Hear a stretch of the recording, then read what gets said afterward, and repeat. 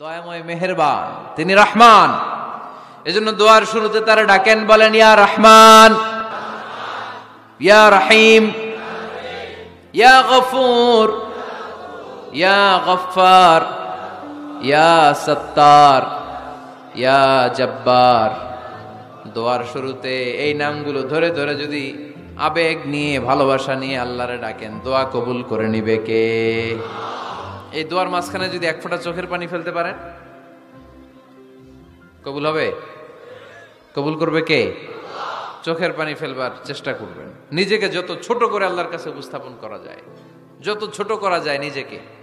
আল্লাহর হাবিব সাল্লাল্লাহু আলাইহি ওয়াসাল্লাম, মহাবিশ্বের শ্রেষ্ঠতম মানুষ, তিনি দোয়ার সময় আল্লাহরে বলতেন, আল্লাহুম্মা ইন্নী আবদুক, আল্লাহ আমি আপনার দাস, আমি আপনার গোলাম। ওয়াবনু আবদিক, গোলামের ঘরের গোলাম। ওয়াবনু আমাতিক, দাসীর ঘরের গোলাম, বান্দির ঘরের গোলাম। আমার বাবা আব্দুল্লাহ আপনার গোলাম, আমার মা আমেনা আপনার দাসী। সুবহানাল্লাহ পড়বেন না? কিভাবে নিজেকে ছোট করতে হয় আল্লাহর হাবিব সাল্লাল্লাহু আলাইহি ওয়াসাল্লাম ছোট করতেন। গুনার কথাগুলো স্মরণ করবেন, আল্লাহরে বলবেন, আল্লাহ আমি ছাড়া তোমার অনেক বান্দা আছে, কিন্তু তুমি ছাড়া আমার আর কেউ নাই। ঠিক কিনা? এভাবে যত ছোট করে নিজেকে উপস্থাপন করা যায় দোয়াতে, এই দোয়া কবুল করে নেবে কে? এরপরে সম্মিলিত যদি দোয়া হয়, যিনি দোয়া করবেন তার প্রতিটা দোয়ার পরে আমিন বলা সুন্নাহ। যদি কেউ দোয়া করে রব্বানা আতিনা ফিদ দুনিয়া হাসানা ওয়া ফিল আখিরাতি হাসানা ওয়া কিনা আযাবান নার, তখন সবাই কি বলবেন? আমিন। এরপরে দোয়ার পরে মুখের মধ্যে হাত দুইটা দিয়ে মাসে করা সুন্নাত। করেন তো? কারণ রাসূলুল্লাহ সাল্লাল্লাহু আলাইহি ওয়াসাল্লাম ইযা রাফা'a ইয়াদাইহি ফিদ দুআ লাম ইয়াহুত্তাহুমা ইল্লা মাসাহা বিহিমা ওয়াজহা। আল্লাহর হাবিব সাল্লাল্লাহু আলাইহি ওয়াসাল্লাম যখন দোয়ায় হাত তুলতেন, ওই হাত দুইটা মুখের মধ্যে মাসে না করে নিচে নামাতেন না। মুখ মাসে করেন তো? এই পদ্ধতিতে যদি আপনি দোয়া করেন, আল্লাহর কাছে প্রার্থনা করেন আর ফরিয়াদ করেন, আপনার দোয়া কবুল করবে কে? যখনই দোয়া করেন আপনার ডাকগুলো শোনে কে? তারপরেও বিশেষ কিছু সময় আছে, বিশেষ কিছু মুহূর্ত আছে, ওই মুহূর্তগুলোতে দোয়া করলে দোয়া কবুল করে কে? এর মধ্যে একটা মুহূর্ত হলো তাহাজ্জুদের মুহূর্ত। কিসের মুহূর্ত?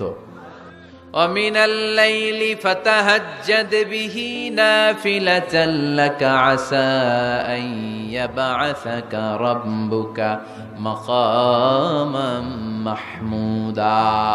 এটা এমন নামাজ, এই নামাজের পরে দোয়া করলে কবুল করবে কে? ওই মুহূর্তে আল্লাহ প্রথম আকাশে মনোনিবেশ করেন, ডাকতে থাকে, কার কি লাগবে চাও? টাকা লাগবে টাকা দেব, সম্পদ চাও সম্পদ দেব, সম্মান চাও সম্মান দেব, বউ লাগলে বউ দেব। আছে না নাই? লাগবে না? আল্লাহর কাছে চাইবা, দিবে কে? দেয়ার মালিক কে? মনের বাসনা পূরণ করে কে? ওই আল্লাহর কাছে যেন আমরা চাই। চাইতে হয় যুবক ভাইরা, চাইতে হবে আল্লাহর কাছে। নেককার স্ত্রী চাইতে হয়, নেককার সন্তান চাইতে হয়। তাহাজ্জুদের সালাতে যেন আল্লাহর আমরা বলতে পারি, আল্লাহ এমন জীবন সঙ্গিনী দাও, রূপবতী, গুণবতী, নেককার, যার সাথে দুনিয়াতেও থাকবো জান্নাতেও থাকবো। ঠিক কিনা? এই দাম্পত্য জীবন কি শুধু দুনিয়ায়? আমার স্ত্রী আমার সাথে জান্নাতে যাক, আমি চাই কি চাই না? মুমিনরা দুনিয়াতেও একসাথে, জান্নাতেও একসাথে। ঠিক কিনা? তাহাজ্জুদের দোয়া আল্লাহ ফিরায় না। ইফতারির আগে যে দোয়া, ওইটা আল্লাহ ফিরায় না। ইফতারি করার আগ মুহূর্তে আমরা যে পেঁয়াজু, আলুর চপ, বেগুনি, হ্যাঁ এগুলো খান আপনারা? রুহাবজা শরবত খান নাকি?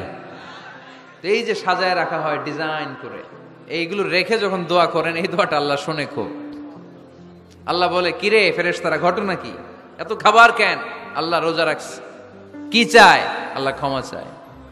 তো খায় না যে তৃষ্ণার, তো আল্লাহ আপনার ভয়।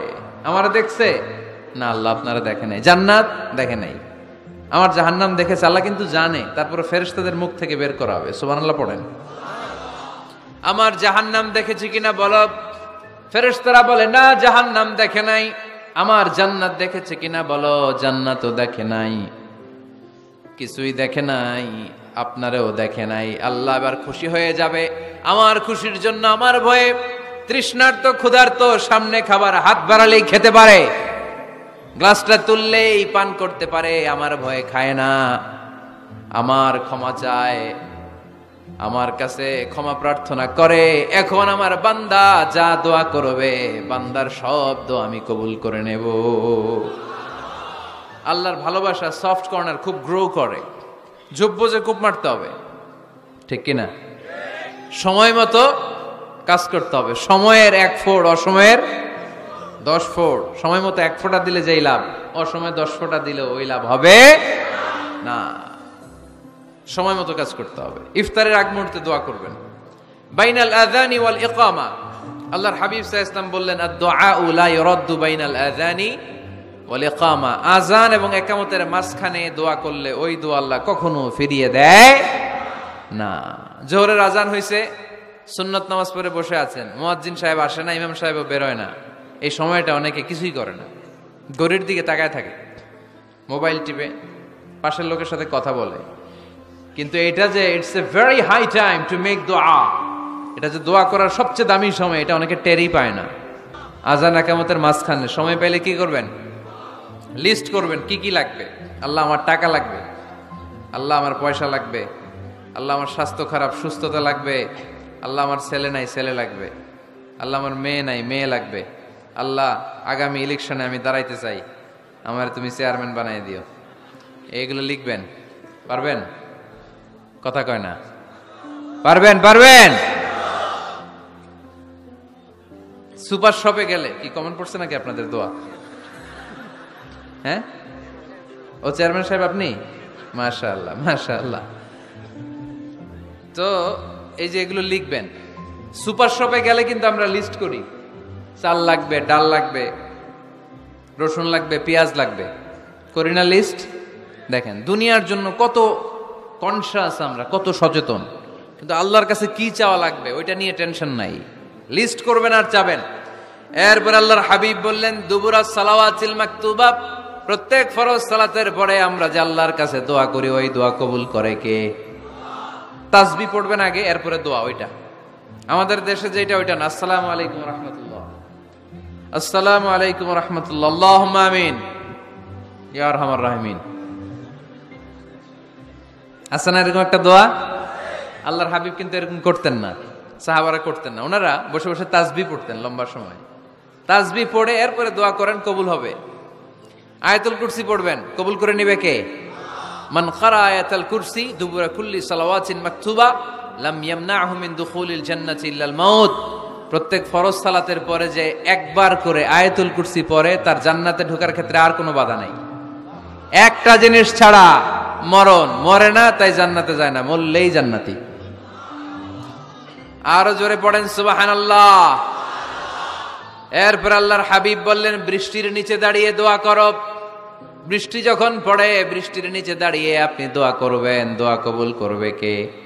তো এই জন্য দোয়ার গুরুত্বের কোনো শেষ নাই, এটা অনেক গুরুত্বপূর্ণ। It's an art. দোয়াটা একটা শিল্প। দোয়াটা কি? একটা শিল্প। এটাকে রপ্ত করতে জানতে হয়, এটাকে আত্মস্থ করতে জানতে হয়। সব কাজের মধ্যে first class, second class, third class আছে না নাই? কারো দোয়া থার্ড ক্লাস দোয়া, কারোটা সেকেন্ড ক্লাস, কেউ করতে পারে ফার্স্ট ক্লাস দোয়া, ঠিক কিনা? দোয়ার মতো যদি দোয়া করতে পারেন, এটা হচ্ছে ফার্স্ট ক্লাস দোয়া, মুহূর্তে আরশে পৌঁছে যায়। এটাকে রপ্ত করতে হয়, এটার মধ্যে আবেগ জুড়ে দিতে হয়। অনেকে দোয়া করে আবেগ নাই, আছে না নাই? জুমার দিন দেখবেন নামাজ পড়ে ইমাম সাহেব দোয়া করতেছে, অনেক মুসল্লি দোয়াও করতেছে, ওদিকে তাকায় আছে, হাত কিন্তু এইভাবে, আর তাকায় আছে জানালার দিকে। ও কি দোয়া করতেছে? কথা বলেন, আছে না নাই? এই জন্য দোয়াটা করবেন কায় মনোবাক্যে, খুব আন্তরিকতা দিয়ে, হৃদয় থেকে। আপনার চোখের পানি যেন ঝরে। চোখের পানি যদি কোনো দোয়ার মধ্যে পড়ে, আপনি বুঝে যাবেন এই দোয়া আল্লাহর কাছে কবুল। চোখের পানি এত দাম। 2 ফোঁটা পানি আল্লাহর কাছে সবচাইতে প্রিয়। এক হচ্ছে জিহাদের ময়দানে শহীদের শরীর বেয়ে ঝরে পড়া রক্তের পানির ফোঁটা। দ্বিতীয়টা হলো অনুতপ্ত বান্দার চোখের পানির ফোঁটা। নিজের ভুলগুলো বুঝতে পেরে কেউ যখন কান্না করে আল্লাহর কাছে কাঁদে, তার চোখের পানি চোখ বেয়ে নাকের ডগা বেয়ে মাটিতে পড়ার আগেই ওই ক্রন্দনরত বান্দার জীবনের সব গুণ আল্লাহ মাফ করে দেয়। এজন্য কান্নার কোনো বিকল্প নাই, কাঁদতে হবে। কাঁদলেই ক্ষমা পাওয়া যাবে। মানুষের তাকদীরের কোনো চেঞ্জ হয় না। আর তাকদীরু লা ইয়ারুদ, তাকদীরের কোনো চেঞ্জ হয়? মহাবিশ্ব সৃষ্টির 50,000 বছর আগে আমাদের তাকদীর লিখে রেখেছে কে? এই তাকদীরের কোনো চেঞ্জ নাই। এজন্য আমরা বলি খাইরিহি ওয়াল কদর খাইরিহি ওয়া শাররিহি মিনাল্লাহি তাআলা। এই তাকদীরের ভালো হোক চাই মন্দ হোক সব লিখে রেখেছে কে? এটার কোনো চেঞ্জ নাই, এটার কোনো সাধারণত রদবদল নাই, এটার কোনো পরিবর্তন নাই। আত-তাকদীরু লা ইয়ারুদ্দু ইল্লা বিদ-দুআ। আল্লাহর হাবিব বললেন মানুষের তাকদীরের কোনো পরিবর্তন হয় না, চেঞ্জ হয় না। তবে তাকদীরের কিছু অংশ যদি কখনো চেঞ্জ হয়ে যায়, দোয়ার বদৌলতে আল্লাহ এটাকে চেঞ্জ করে দেয়। কি পাওয়ার দেখছেন? তাকদীরও চেঞ্জ করে ফেলে দোয়া, তাকদীর চেঞ্জ হয়ে যায়। আমরা প্রায় শুনি মুমূর্ষু রোগী, ক্যান্সারে আক্রান্ত, বাংলাদেশের সবচেয়ে বড় ডাক্তার ঘোষণা দিয়েছে বাঁচবে না, বেশি বাঁচলে 3 মাস। কয় মাস? এরপরেও দেখা গেছে উনি 10 বছর বেঁচে ছিল। এরকম নজির এদেশে আছে না নাই? কিভাবে বাঁচলো? দোয়ার বদৌলতে। কিসের বদৌলতে? তো এটা যে অনেক গুরুত্বপূর্ণ, এটা কি আপনারা ফিল করেন, টের পান আপনারা? এটা অনেক powerful. It's like a missile.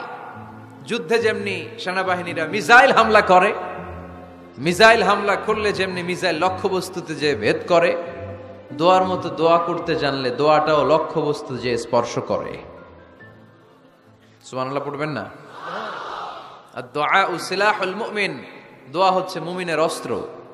শুধু AK-47, মেশিন গান, চাইনিজ কুড়াল এগুলো আমাদের অস্ত্র না মিয়া। আমাদের অস্ত্র হলো দোয়া। রাতের তাহাজ্জুদের জায়নামাজে চোখের পানি ছাড়ার যে দোয়া, এটা আমাদের সবচেয়ে বড় অস্ত্র। চিল্লায় বলতে হবে ঠিক কিনা?